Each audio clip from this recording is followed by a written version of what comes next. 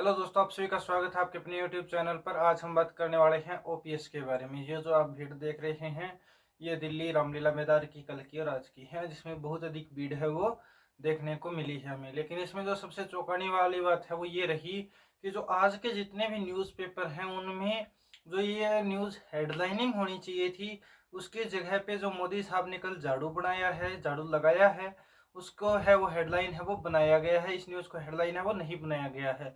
और मैंने जितने भी दिल्ली से छपने वाले 12-13 अखबार हैं उनको देखा जो एनसीआर के अंदर आते हैं।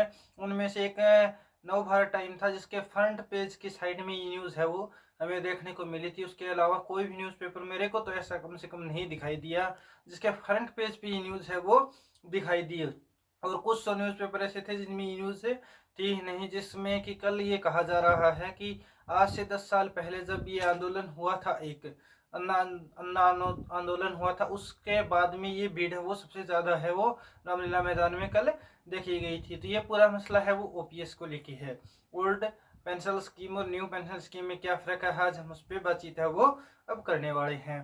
सबसे पहले हम आपको बताते हैं कि पेंशन है वो 1857 से ही अंग्रेजों ने ही शुरू कर दी थी। पेंशन का मतलब ही ये होता है कि आप जब भी अपनी सेवानिवृत्त होते हैं उसके बाद में आपको एक निश्चित राशि है वो दी जाती है, जिससे आप अपना बुढ़ापा है वो काट सकते हैं। लेकिन 4 के अंदर तत्कालीन आपके प्रधानमंत्री उस समय अटल बिहारी वाजपेयी थे। उन्होंने एक नया संशोधन या फिर नियम है वो बनाया था, जिसमें न्यू पेंशन स्कीम उन्होंने बनाई थी। लेकिन इसमें जो सबसे टर्निंग पॉइंट है वो ये है कि लेकिन 2004 में आपको याद होगा कि बीजेपी की सरकार है वो चली गई थी। इसके बाद में कांग्रेस है वो आई और कांग्रेस ने ही इसको सही मायने में लागू है वो कांग्रेस की टाइम में हुआ है। हाँ, पास है वो 2004 के अंदर ये स्कीम हो चुकी थी। इसके अंदर जो सबसे बड़ा डिफरेंस है वो किस चीज़ का है, सबसे पहले हम ये देखते हैं भी कौन सी स्कीम है वो बेटर है। सबसे पहले ओपीएस के अंदर सैलरी से कोई चीज़ है वो नहीं कटती थी, जबकि न्यू पेंशन स्कीम के अंदर सैलरी से 10% आपकी कटौती है वो की जाती है। इसके बाद में हम बात करें तो जो आपका ओपीएस है वो रिटायरमेंट के बाद में आपको आधी सैलरी देता है। मतलब कि अगर आप रिटायरमेंट जिस दिन हो रहे हैं उस दिन आपकी सैलरी 10,000 रुपये है तो आपको बगैर पेंशन 5,000 रुपये कम से कम मिलेगी इसके अंदर। लेकिन जो न्यू पेंशन स्कीम है वो उसमें कोई राशि तय नहीं है। उसका कारण ये है कि जो नई पेंशन स्कीम है वो सारी की सारी आपकी शेयर मार्केट के ऊपर है वो निर्भर की गई है। मतलब इन पैसों को एक तरीके से 10% काटे जाते हैं, उनको शेयर मार्केट के अंदर इन्वेस्टमेंट किया जाता है, उसके आधार पे ही आपको पेमेंट है वो बाद में मिलती है। लेकिन जो पुरानी पेंशन थी उसमें ये पूरा भार है वो सरकार के ऊपर ही आता था। मतलब इसका जो जिम्मेवारी है वो सरकार की होती थी, भी सरकार को ये पैसे पेंशन के तौर पे देने होते थे। उसमें शेयर मार्केट का कहीं भी कोई रोल नहीं था। इसके बाद में हम बात करें तो जो ओल्ड पेंशन स्कीम है वो 2004 से ख़त्म करके न्यू पेंशन स्कीम की गई थी। उसके बाद में जो ये पिछले चुनाव हुए थे उसके बाद में कुछ राज्य ऐसे थे जिन्होंने पुरानी पेंशन को ही लागू वापस कर दिया। उसमें जो पहला राज्य बना था वो आपका राजस्थान बना था। उसके बाद में छत्तीसगढ़ और हिमाचल प्रदेश, ये जो 3 राज्य हैं जो पहले से कांग्रेस शासित हैं। और कर्नाटका है उसमें बात चल रही है लेकिन अभी पूर्ण रूप से ये नहीं हुआ है। और पंजाब जो आम आदमी पार्टी के पास है और झारखंड में भी पुरानी स्कीम है वो लागू कर दी गई है।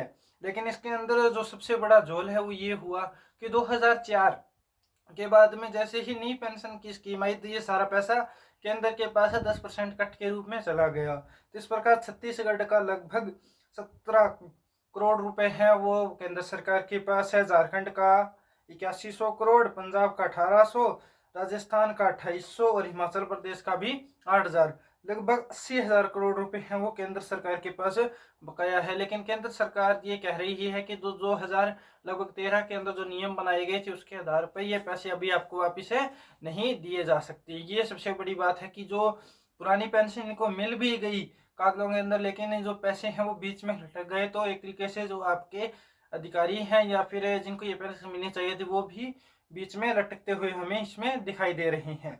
उसके बाद में हम बात करें तो पुरानी स्कीम के ऊपर कौन सी सरकार क्या कह रही है या कोई आयोग है वो क्या कह रहा है, इसकी बात करें तो केंद्र सरकार कह रही है कि इसकी बहाली पे हमें कोई भी बहस है वो करनी नहीं है, मतलब कोई विचार है वो नहीं है। केंद्र सरकार इसको बहाल नहीं करना चाहती है।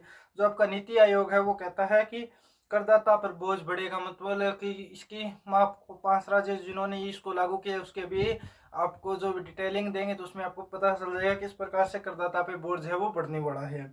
और तीसरा, वित्त आयोग ये कह रहा है कि आर्थिक स्थिति के लिए ये खतरनाक है, मतलब पेंशन आगे से आगे जैसी बढ़ती जाएगी तो उससे खतरा है वो पैदा होता रहेगा। अब बात करते हैं हम सबसे पहले हिमाचल प्रदेश की। हिमाचल प्रदेश ने ये पेंशन 2004-05 में 591 करोड़ रुपए थी, जो 2021-22 के अंदर 7,000 से ज़्यादा की हो गई। मतलब लगभग 12 गुना है वो बोझ है वो सरकार पे अब बढ़ेगा, क्योंकि वहाँ पे पुरानी पेंशन है वो लागू कर दी गई है। उसी प्रकार से पंजाब के अंदर 7 गुना बढ़ेगा।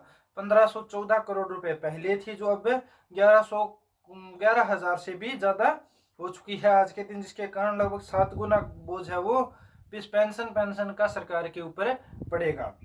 और बात करें तो अब राजस्थान के अंदर 1600 करोड़ थी पहले, जो कि अब 25,473 करोड़ है वो हो चुकी है, तो लगभग ये भी 7 गुने के बार बनता है आपका। इसके बाद में यही छत्तीसगढ़ के अंदर लगभग 12 गुना बनता है, जो कि 534 करोड़ से अब हो गया है 6,609 करोड़ रुपए तक। उसके बाद में इससे पहले मतलब जब ये स्कीम आई तो उसके बाद में अभी भी जिनको पुरानी पेंशन केंद्र सरकार की तरफ से यह मिलती है वो है हमारी सेनाएं। तीनों सेनाएं, सेना अपनी थल वायु और नेवी, तीनों को ये मिलती है। लेकिन जो अर्धसैनिक बल है उसका मामला है वो कोर्ट में अभी भी लंबित है, वो हमें देखने को मिल रहा है। उसके बाद में अगर हम भारत को छोड़ के विदेशों की बात करें जहाँ पे ये पेंशन मिलती है, वैसे 44 देश हैं जिसमें भारत का नंबर है वो 41वां आता है। बल्कि हम अपने बुजुर्गों की इस प्रकार ध्यान रखते हैं कि 44 देशों में से हम 41वें नंबर पे हैं। इसके ऊपर जो सबसे बड़ी बात है वो हमारी जीडीपी का लगभग 2.2% है वो खर्च किया जाता है, जबकि दूसरे देशों में अमेरिका में लगभग 7.5%।